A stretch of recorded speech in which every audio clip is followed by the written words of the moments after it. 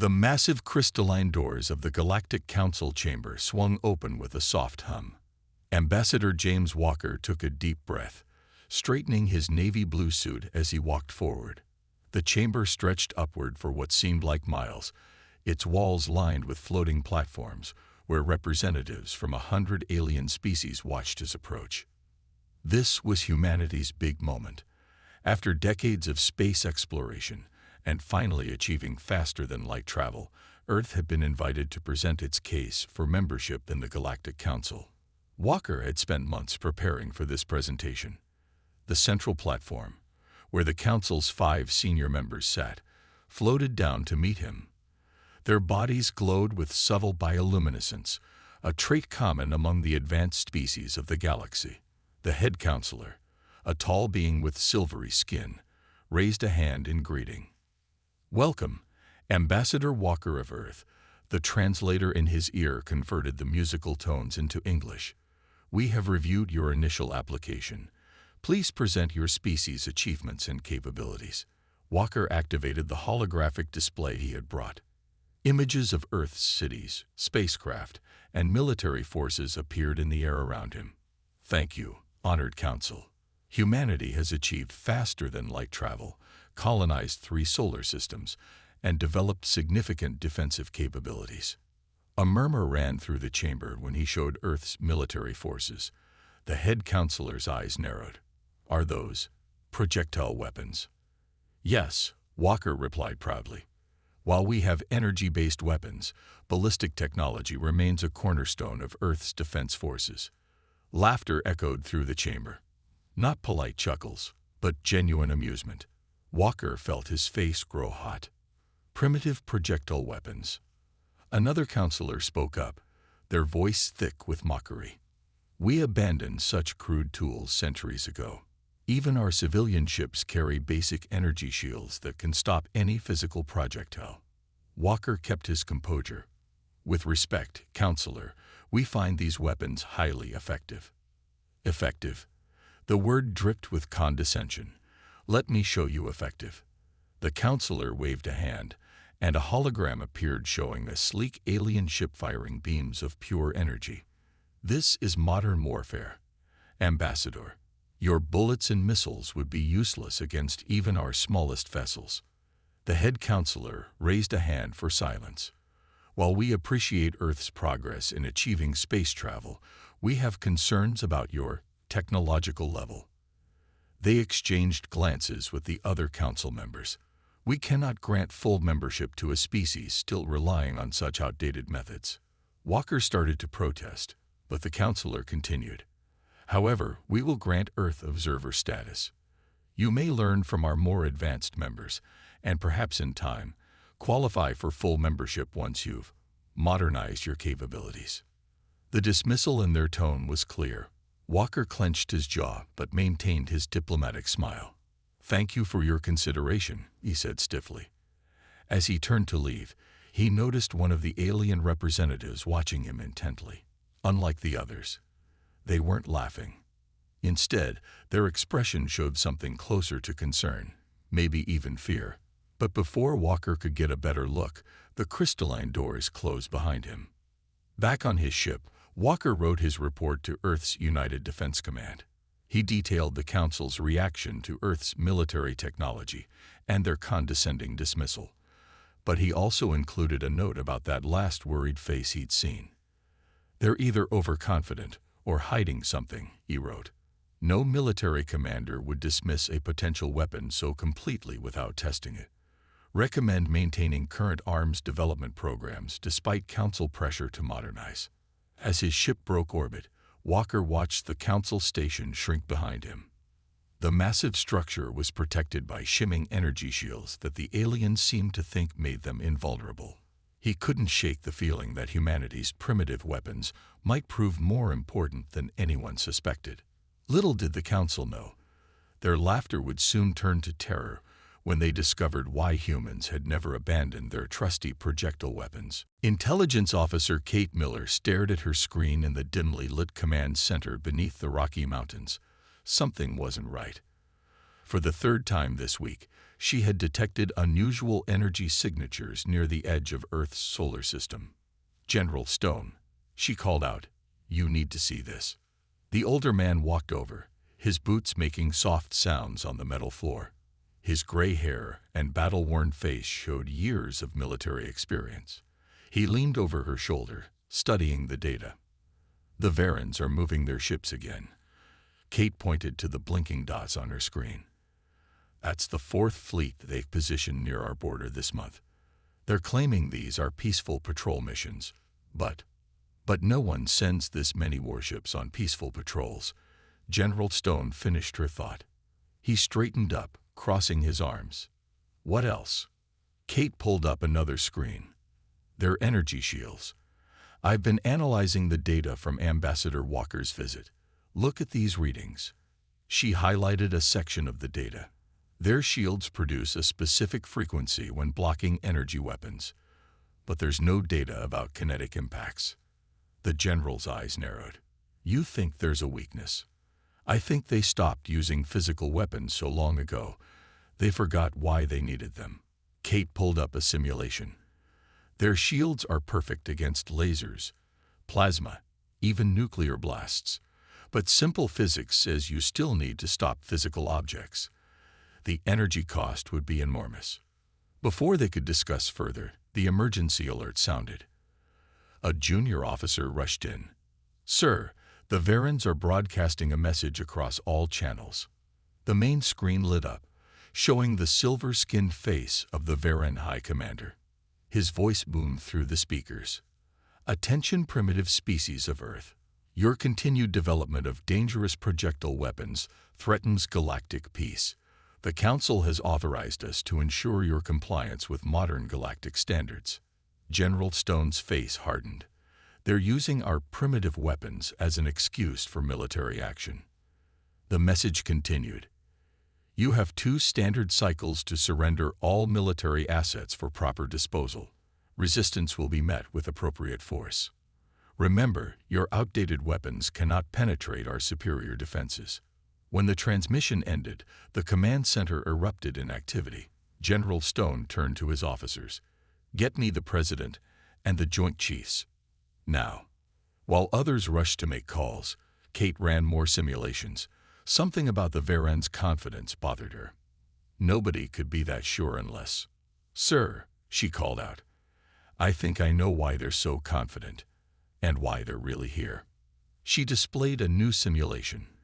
"They think their shields make them invincible. But look what happens when I fire a simple tungsten rod at their shield frequency." The simulation showed the rod passing straight through the energy field. "They're not just being arrogant. They're vulnerable. They must have realized we could figure this out." General Stone watched the simulation run again. A slow smile spread across his face. "So that's why they're in such a hurry to disarm us. Officer Miller, get this data to all our weapon development teams. Priority 1. Over the next hours, the command center transformed into a hive of activity. Officers rushed between stations, carrying reports and updating battle plans. In orbit, Earth's defense satellites quietly tracked the growing number of Varan ships. "Sir," Kate called out one last time, "long-range sensors are picking up more Varan fleets entering nearby systems. They're not even trying to hide their movements anymore." General Stone stood at the center of the room, watching the tactical displays showing the enemy buildup. "They think we'll surrender without a fight. That will be too scared of their advanced technology." He turned to his staff. "Send word to all commands. Operation Ironclad is now active. Let's show them why humans never stopped making bullets." As the orders went out, Kate looked at her final simulation results. The Varens had built their entire civilization around the assumption that energy weapons were the peak of military technology. They had forgotten the simple power of a fast-moving piece of metal. That mistake was about to cost them dearly. In the depths of Earth's mountains and oceans, hidden weapons stirred to life. The humans were ready to teach the galaxy a lesson about underestimating primitive technology. The UN Security Council chamber was silent as the massive Varan warship appeared in the sky above New York. Its hull glowed with pulsing energy shields, casting an eerie blue light through the windows. More ships emerged from hyperspace every hour, their weapons pointed at Earth's major cities. President Banks stood at the podium, his face grim. They're demanding our immediate surrender. All military assets to be handed over within 48 hours. On the main screen, live feeds showed Veron ships taking position over London, Moscow, Beijing, and other capitals. Their energy weapons powered up in a clear show of force, creating beautiful but terrifying light shows in the sky. Admiral Thompson, commander of Earth's Space Forces, stepped forward. "Mr. President, we need to activate the contingency plan now." Before they realize, a flash of light interrupted him as a hologram appeared in the center of the chamber. The Veran High Commander, tall and silver-skinned, looked down at the assembled leaders with obvious disdain. "Humans," his translated voice boomed. "Your time expires soon. We see your primitive weapons still aimed at our ships. Such foolishness. Our shields cannot be penetrated by your ancient technology." President Banks stepped toward the hologram. "Commander, we are a sovereign species. This act of aggression." "Aggression?" The Veran laughed. "We are saving you from yourselves. Your projectile weapons are a danger to civilized space. Surrender them, and we will guide you toward proper energy-based technology." In the back of the room, General Stone received a message on his secure tablet.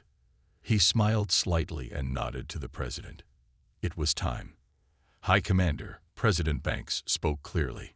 "If you scan your sensors, you'll see we're lowering our weapon systems. We will comply with your demands." The Veran's expression showed smug satisfaction. "Wise choice.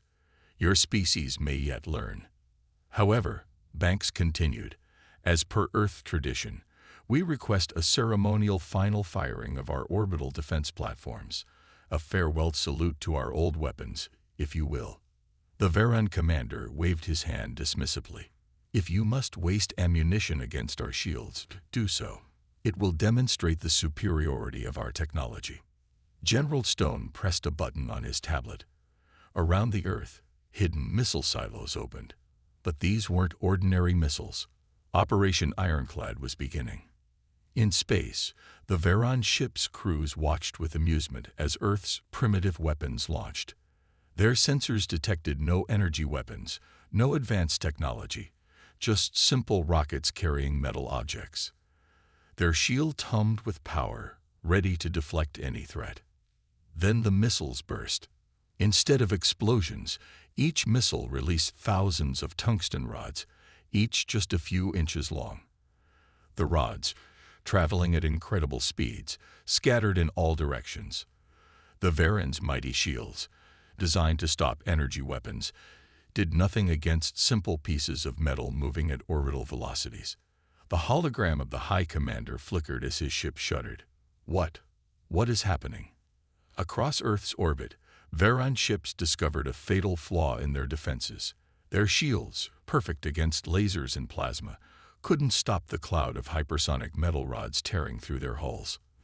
The energy cost to stop so many physical objects would have drained their entire power supply in seconds. Impossible. The commander's hologram showed genuine fear now. "These are just primitive projectiles." "Yes," President Banks replied calmly. "Very primitive, and very effective." The chamber watched as the mighty Veran fleet, pride of the Galactic Council, found itself being shredded by what they had dismissed as outdated technology. Ships began emergency jumps to hyperspace, many of them already crippled by multiple impacts. As the hologram of the High Commander faded, General Stone turned to the President. "Phase 1 complete, sir. The lunar defense bases are ready for Phase 2. President Banks nodded, watching the Veran ships retreat in chaos. "Send word to all Earth forces. The real battle is about to begin. And someone get me Ambassador Walker. I believe he has a message to deliver to the Galactic Council." In orbit, scattered clouds of tungsten rods continued to drift, a simple but deadly reminder that sometimes the old ways were the best ways. Humanity had just taught the galaxy its first lesson in respecting primitive weapons. There would be more lessons to come. The Lunar Defense Command Center shook as another Varan battle fleet emerged from hyperspace. Through the reinforced windows, Earth hung like a blue jewel against the black sky. Admiral Thompson watched as red dots appeared on the main tactical screen, showing enemy ships taking attack positions. "They're back," Kate Miller announced from her station. "Bigger fleet this time. 5 dreadnoughts, 20 cruisers, and at least 50 smaller ships." The Varans had learned from their first defeat. Their ships now maintained distance, staying beyond the range of Earth's missile systems. Energy weapons began charging, their glow visible even from the lunar surface. "You'd think they'd have given up after the first beating," General Stone muttered, studying the tactical display. "Time to show them our second surprise, Admiral." Admiral Thompson nodded and keyed his comm. "All lunar bases, this is Thompson. Execute Operation Rolling Thunder." The lunar surface erupted with activity. What had appeared to be simple mining facilities split open, revealing massive weapons unlike anything the Varans had seen before. Rails extended from the lunar bases, each nearly a mile long. "Railguns charged and ready," the weapons officer reported. "Target solutions computed." In space, the Varan fleet commander watched the strange structures with curiosity. Their scans showed no energy weapons, no shield technology, just massive metal tubes pointed at his ships. He laughed, sending a message to his fleet. "They're still using physical weapons. Maintain shields at maximum."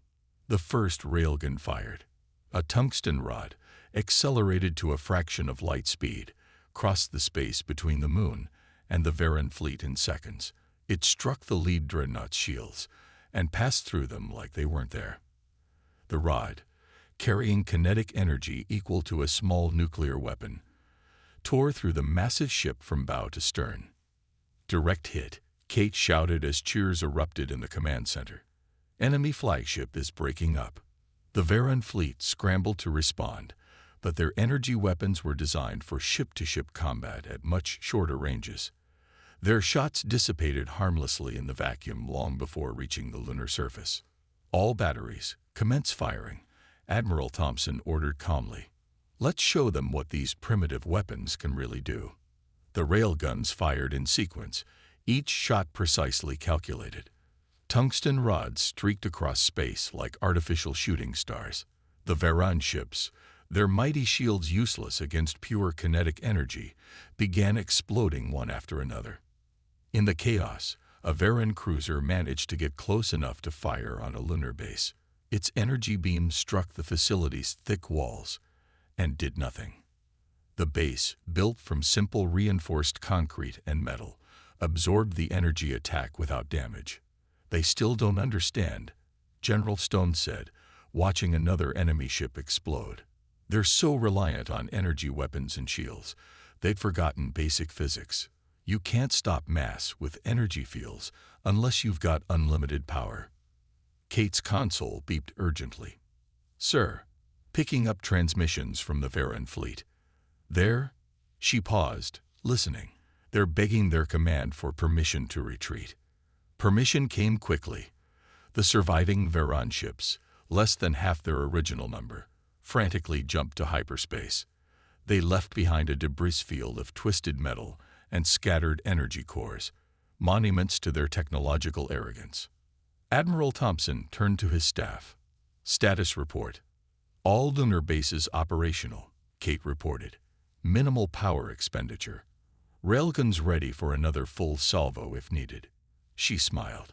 "Who needs fancy energy weapons when good old-fashioned kinetic bombardment works just fine?"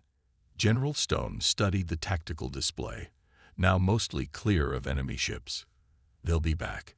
And next time they'll try something new. Signal all Earth forces, maintain combat readiness, and get our engineers working on more railgun installations." "Sir," a communications officer called out, "we're receiving transmissions from multiple council species. They're requesting information about our weapon systems." Admiral Thompson laughed. "Seems like primitive is the new advanced. Send them the basics of kinetic weapon theory. High school physics should be enough to explain why their shields don't work. As the command center staff began composing messages to their suddenly interested alien contacts, the railguns on the lunar surface slowly retracted into their bunkers. They were simple weapons, just advanced versions of the same basic principle humans had used since inventing the sling and spear. But sometimes the simple solutions were the best ones.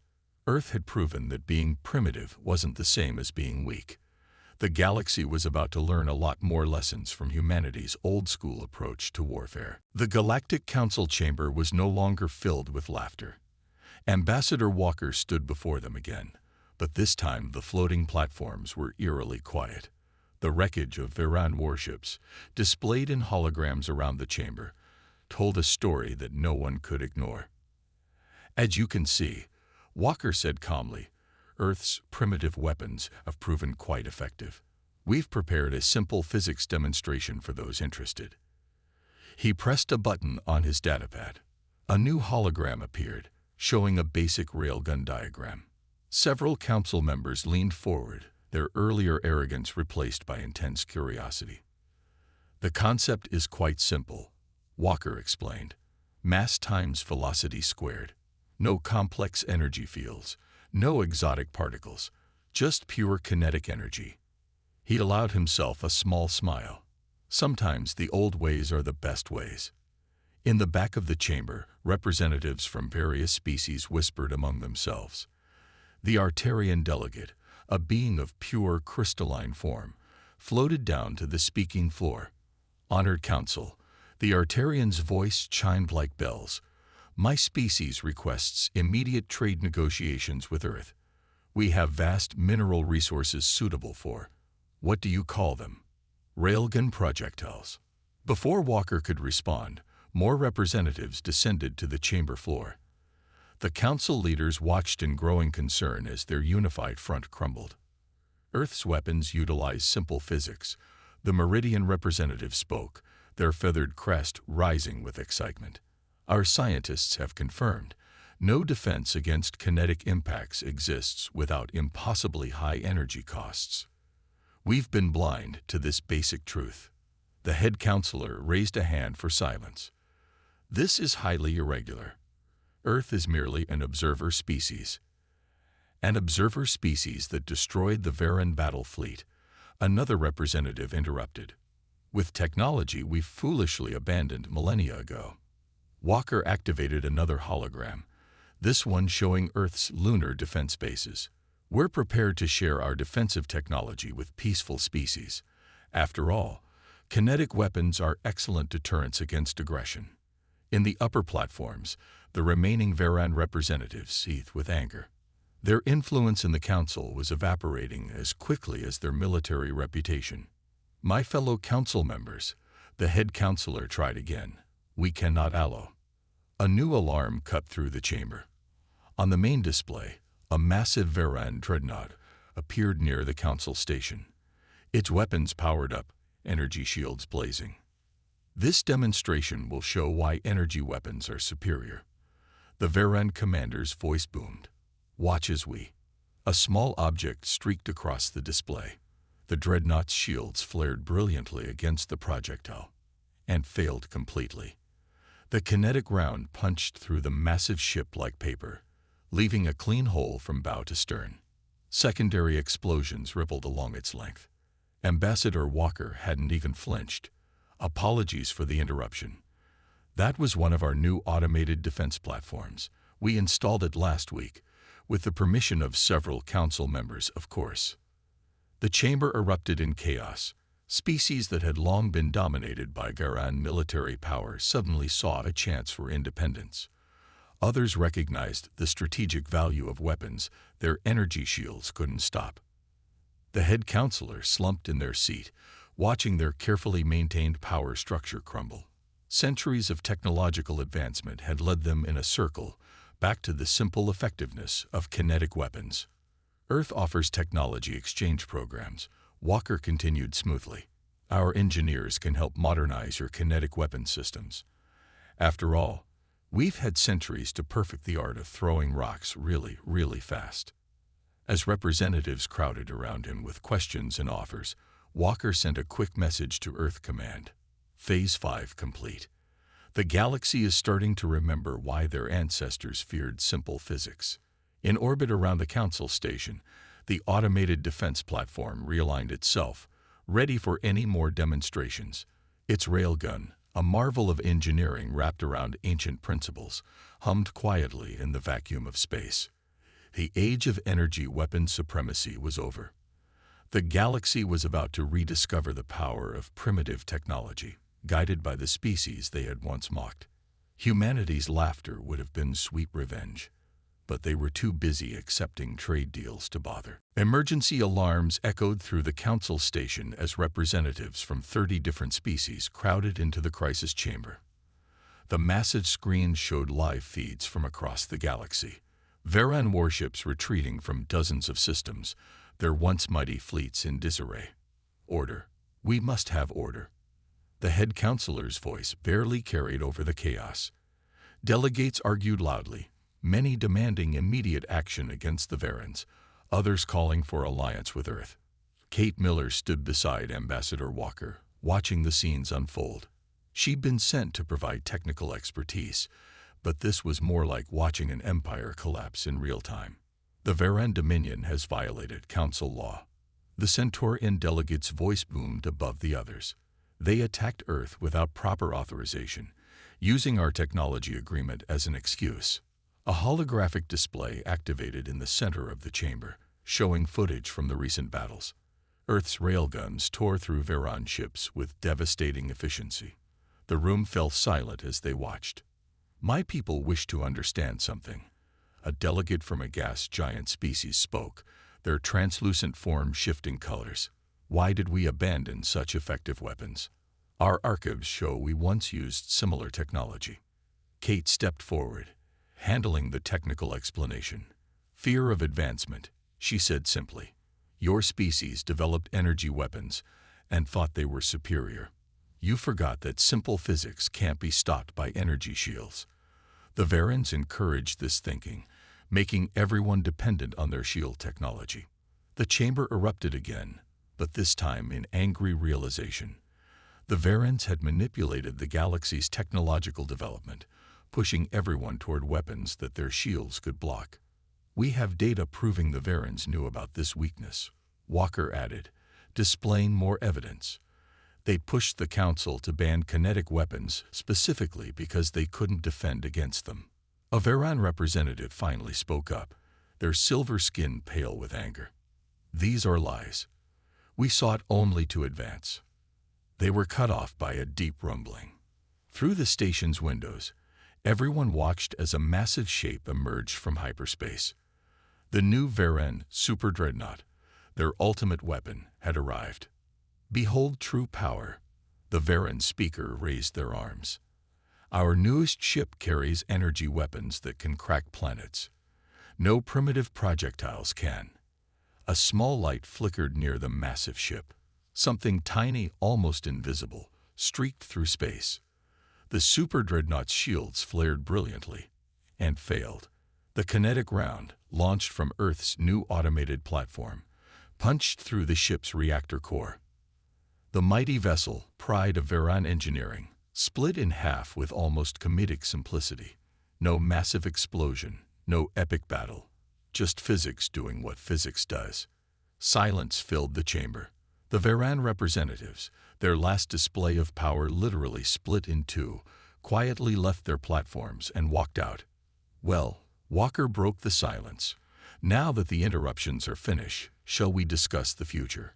Earth proposes a new military doctrine, one that combines the best of energy and kinetic weapons. The next hours were filled with intense discussion. Species after species withdrew from their military agreements with the Varans. New alliances formed as Earth shared their primitive but devastatingly effective technology. The basic designs are simple, Kate explained to eager engineers from a dozen worlds. You probably have old railgun schematics in your archives. We just refined them, made them more efficient. The head counselor, watching their carefully maintained power structure transform, finally spoke. We were wrong, they admitted. In our rush to seem advanced, we forgot basic truths. The Council requires reform. Walker nodded. Earth suggests a new approach. No more mocking of primitive technology. No more forcing species to advance along a single path. Let each civilization develop its strengths. As the Council session continued, news spread across the galaxy. The age of energy weapon supremacy was over.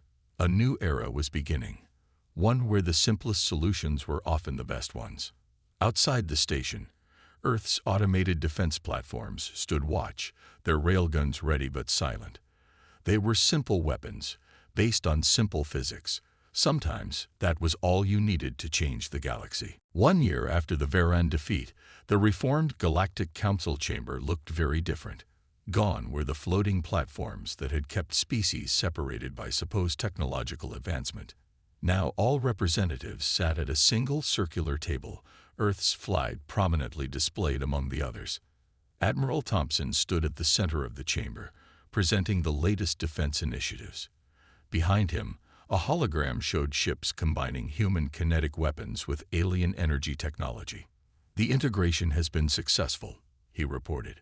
Our joint fleet now carries both railguns and plasma cannons. The best of both worlds, you might say. The chamber had changed in other ways too. Where once there had been mockery of primitive technology, now there was careful attention. Representatives took notes as Thompson explained the basics of coordinated kinetic and energy attacks. Simple physics remains our foundation, he continued. But we've learned from our allies too. Energy weapons excel at short-range combat, while kinetic weapons provide long-range superiority. Kate Miller, now Earth's Chief of Technological Integration, activated another display. It showed the new defense network protecting Council space, a mix of automated railgun platforms and energy weapon arrays. The Varans have been quiet since their retreat to their home system, she reported. Our sensors show they're rebuilding, but differently this time. They're finally learning to balance traditional and advanced technology. The head counselor, one of the few who had survived the political upheaval, nodded in agreement. Their application to rejoin the Council will be reviewed next month. They seem to have learned their lesson about technological arrogance. Ambassador Walker, now holding the title of Senior Council Member, stood to make the final presentation. The galaxy is changing, he began. In the past year, we've seen a renaissance of supposedly outdated technology. Species are rediscovering their old weapons, combining them with new innovations. The main screen showed scenes from across Council space, shipyards building hybrid vessels, training centers teaching both energy and kinetic combat, research facilities studying forgotten technologies with new respect. But more importantly, Walker continued, we've learned to respect different paths of development. No more forcing species to abandon their traditional methods. No more mockery of primitive technology. A small alarm chimed. Sensors detecting a ship entering the system. The chamber remained calm as a massive vessel appeared. Unlike the sleek energy ships of the past, this was Earth's new flagship, bristling with both railguns and energy weapons. The ESS Unity, Admiral Thompson announced proudly. First of the new hybrid dreadnoughts, built by human engineers working alongside teams from 15 different species. The ship's design told the story of the galaxy's transformation.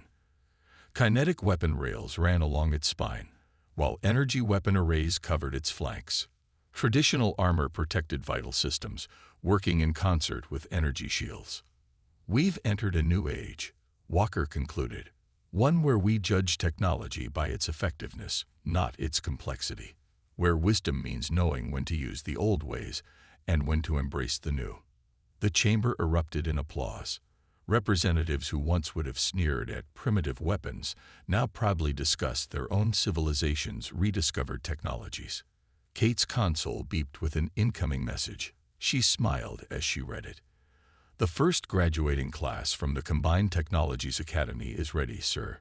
1,000 officers trained in both kinetic and energy combat. Perfect timing, Thompson replied. They'll crew the next generation of hybrid ships. Speaking of which, he turned to the Council. Earth's shipyards are open for orders. We're ready to help any peaceful species build their own hybrid fleets. The chamber filled with excited discussion as representatives began placing orders and forming new alliances. The galaxy had changed, becoming a place where no technology was considered too primitive if it worked. Outside the station, the ESS Unity took up its patrol position. Its weapons, both ancient and modern, stood ready to defend the new order.